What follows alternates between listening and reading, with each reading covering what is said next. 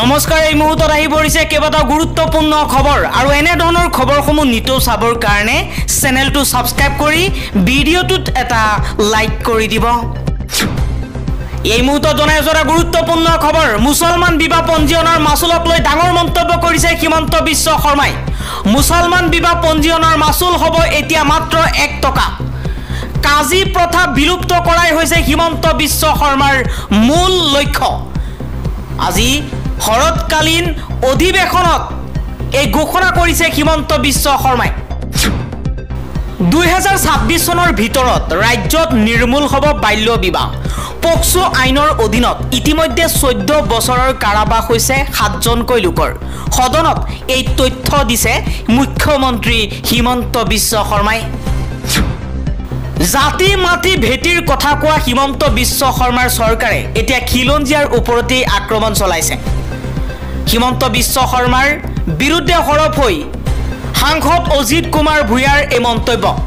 অজিত কুমাৰ ভূঞাই এটা ফেচবুকত পোষ্ট কৰিছে, য'ত তেওঁ কৈছে নিজৰ মাটিখিনি অধিকাৰখিনি বিচাৰি যাওঁতে শিলহাকুৰ উচ্ছেদিত মানুহৰ ওপৰত অত্যাচাৰ কৰিলে অসম আৰক্ষীয়ে। পুলিচৰ পৰা চৰ খাব লগা হৈছে উচ্ছেদিত প্ৰতিবাদকাৰীসকল। ইয়াই হিমন্ত বিশ্ব শৰ্মাৰ খিলঞ্জীয়া সুৰক্ষা দিয়া অসমৰ নমুনা। এই ঘটনাৰ তীব্ৰ প্ৰতিবাদ কৰিলোঁ আৰু তৎকালীন পুলিচগৰাকীক গ্ৰেপ্তাৰ কৰিব লাগে, বৰখাস্ত কৰাৰ দাবী কৰিছোঁ। সাংসদ অজিত কুমাৰ ভূঞাই কৈছে, এই মুহূৰ্তত স্ক্ৰীণত আপোনালোকক দেখুৱাইছোঁ এগৰাকী মহিলা প্ৰতিবাদকাৰীক শিলহাকুত উচ্ছেদ কৰা হৈছিল খিলঞ্জীয়া বহু লোকক আৰু অসম বিধানসভাৰ সন্মুখত প্ৰতিবাদ কৰিবলৈ আহিছিল বহু লোকে। আৰু এই প্ৰতিবাদ কৰি থকা সময়তেই অসম আৰক্ষীয়ে তেওঁলোকক উঠাই লৈ যাব বিচাৰিছিল প্ৰতিবাদ কৰি থকা ঠাইৰ পৰা। তেনে সময়তে অসম আৰক্ষীৰ এগৰাকী মহিলা আৰক্ষীয়ে প্ৰতিবাদকাৰী মহিলাৰ ওপৰত প্ৰচণ্ড চৰ খুদাইছিল আৰু এই ভিডিঅ'টো ছ'চিয়েল মিডিয়াত ভাইৰেল হৈ পৰিছে। বহু লোকে হিমন্ত বিশ্ব শৰ্মাক তীব্ৰ ভাষাৰে গৰিহণা দিছে। জাতি মাটি ভেটিৰ কথা কোৱা চৰকাৰখনে এতিয়া অসমৰ খিলঞ্জীয়াৰ ওপৰতে চলাইছে আক্ৰমণ। পুলিচ প্ৰশাসনক অধিক ক্ষমতা দিয়া হৈছে নেকি বুলিও বহুতে প্ৰশ্ন কৰিছে। জনসাধাৰণৰ টেক্সৰ পইচাৰে পুলিচ প্ৰশাসনে দৰমহা পায় আৰু সেই পুলিচেই যদি জনতাৰ ওপৰত হাত উঠায় তেনেহ'লে অসমখন কোনটো দিশত গতি কৰিছে বুলিও প্ৰশ্ন উত্থাপন কৰিছে সচেতন মহলে।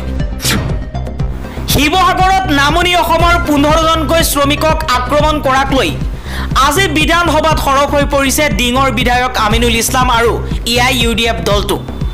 এই মুহূৰ্তত স্ক্ৰীণত আপোনালোকক দেখুৱাইছোঁ আমিনুল ইছলামৰ এটা ফেচবুক পোষ্ট, য'ত তেওঁ কৈছে শিৱসাগৰ জিলাৰ চৰাইদেউ কুঁৱৰী মৈদামৰ ওচৰত এটা নিৰ্মাণ কাৰ্যত নামনি অসমৰ প্ৰায় 13জনকৈ শ্ৰমিকক বহু দিনৰ পৰা কাম কৰাই আছিল বিজেপি নেতা ময়ূৰ বৰগোহাঁই।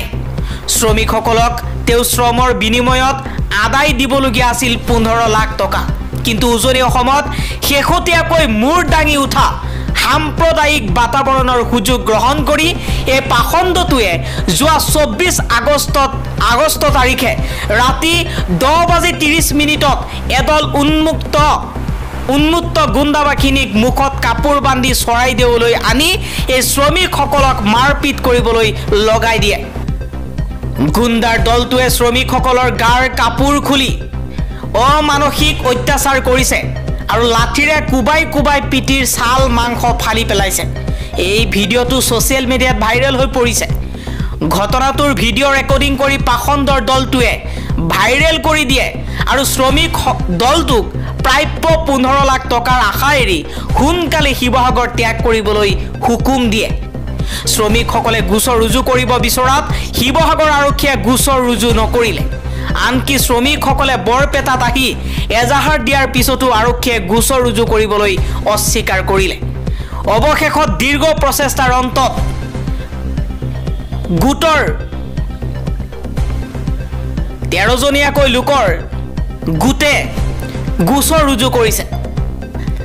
আমিনুল ইছলামে কৈছে এই ঘটনা নতুন নহয়। ইয়াৰ পূৰ্বেও নামনি অসমৰ শ্ৰমিকসকলক কাম কৰাই উজনি অসমৰ বিভিন্ন প্ৰান্তত এনে দুষ্ট চক্ৰই প্ৰাপ্য মজুৰি আদায় নিদি বিভিন্ন ধৰণে অত্যাচাৰ কৰি খেদি পঠিওৱাৰ কেইবাটাও অভিযোগ আমি পাইছিলোঁ।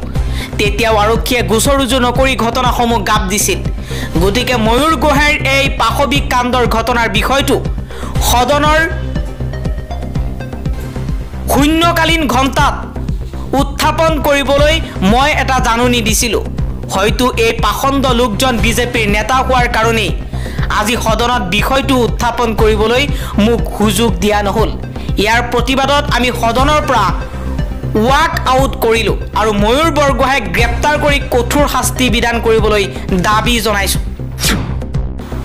অমৃত বৃক্ষ আন্দোলনৰ বাবদ ৰাজ্য চৰকাৰে এতিয়ালৈকে ব্যয় কৰিছে 42 কোটি 35 লাখ টকা।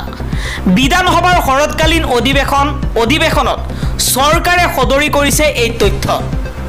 অমৃত বৃক্ষ আন্দোলনৰ বাবদ হিমন্ত বিশ্ব শৰ্মাৰ চৰকাৰে এতিয়ালৈকে ব্যয় কৰিছে 42 কোটি 35 লাখ টকা।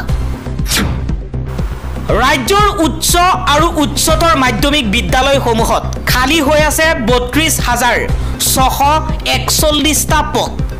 ৰাজ্যৰ মহাবিদ্যালয়সমূহত শিক্ষকৰ 966টা আৰু কৰ্মচাৰীৰ 884টা পদ খালী হৈ আছে।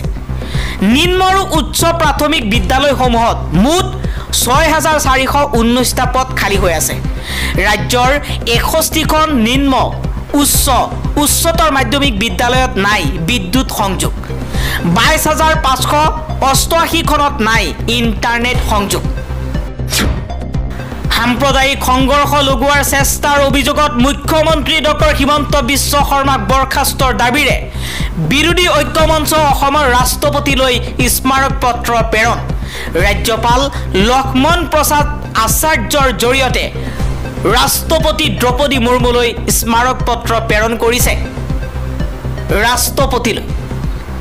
সাম্প্ৰদায়িক সংঘৰ্ষ লগোৱা চেষ্টাৰ অভিযোগত মুখ্যমন্ত্ৰীক বৰ্খাস্তৰ দাবীৰে বিৰোধী ঐক্য মঞ্চই ৰাষ্ট্ৰপতিলৈ স্মাৰক পত্ৰ প্ৰেৰণ কৰিছে। শিৱসাগৰ জিলা বিজেপিৰ সভাপতি ময়ূৰ বৰগোহাঁইক 24 ঘণ্টাৰ ভিতৰত গ্ৰেপ্তাৰৰ দাবীত চেয়াৰমান আলী আহমেদৰ প্ৰতিবাদ। সদনৰ পৰা দিনটোৰ বাবে নিলম্বন হোৱাৰ পাছতে প্ৰতিবাদ কৰিছে বাগবৰৰ বিধায়ক চেয়াৰমান আলী আহমেদে। চেয়াৰমান আলীয়ে কৈছে যে নামনি অসমৰ 13জনকৈ লোকক পাশবিক অত্যাচাৰ কৰি বিজেপি নেতা ময়ূৰ বৰগোহাঁই শিৱসাগৰ জিলা বিজেপিৰ সভাপতি ময়ূৰ বৰগোহাঁইক ৰক্ষণাবেক্ষণ দিব বিচাৰিছে। 24 ঘণ্টাৰ ভিতৰত গ্ৰেপ্তাৰৰ দাবী তোলাৰ পাছতেই চেয়াৰমান আলীক দিনটোৰ বাবে সদনৰ পৰা নিলম্বন কৰা হৈছে। এইদৰে বিধানসভাৰ চৌহদত বহিয়েই প্ৰতিবাদত বহিয়েই এই মন্তব্য কৰিছে চেয়াৰমান আলী আহমেদে। হাতত প্লে কাৰ্ড লৈ কৈছে হিন্দু মুছলমান সম্প্ৰীতি অক্ষুণ্ণ ৰাখক। শ্ৰমিক অত্যাচাৰী বিজেপি জিলা সভাপতি ময়ূৰ বৰগোহাঁইক গ্ৰেপ্তাৰ কৰি দৃষ্টান্তমূলক শাস্তি দিয়ক। লগতে প্লে কাৰ্ড লৈ চেয়াৰমান আলী আহমেদে কৈছে শ্ৰমিকৰ 15 লাখ টকা আদায় কৰি শ্ৰমিকসকলক ন্যায় প্ৰদান কৰক। অনাদায়ী শ্ৰমিকৰ 15 লাখ টকা পুনৰ আদায় দিব লাগিব। নাগৰিকৰ নিৰাপত্তা সুনিশ্চিত কৰক চৰকাৰে। কেইবাটাও দাবীৰে সদনৰ পৰা বহিষ্কাৰ হোৱাৰ পাছতেই বিধানসভাৰ চৌহদত বহিয়েই প্ৰতিবাদত নামি পৰিছে চেয়াৰমান আলী আহমেদে। এক ভয়ংকৰ তথ্য পোহৰলৈ আহিছে। কাজিৰঙাৰ কাঞ্চনজুৰি চাহ বাগিচা আৰু ভানী গ্ৰীণ ৰিজৰ্টৰ স্বত্বাধিকাৰী কোন নাজানে বন বিভাগে। শিৱামণি বৰাৰ প্ৰশ্নৰ উত্তৰত এই কথা বিধানসভাত জনাইছে বন বিভাগে। লোকসভা নিৰ্বাচনত শোচনীয় পৰাজয়ৰ পিছত পুনৰ সক্ৰিয় হৈছে বদৰুদ্দিন আজমল। এবাৰ উজনি অসমৰ শেহতীয়া পৰিস্থিতিৰ অচিলাৰে মুখ্যমন্ত্ৰী হিমন্ত বিশ্ব শৰ্মাক সাক্ষাৎ কৰিছে বদৰুদ্দিন আজমলে। মুখ্যমন্ত্ৰীক সাক্ষাৎ কৰি মুছলমানৰ নিৰাপত্তা সুনিশ্চিত কৰাৰ দাবী জনাইছে আজমলে।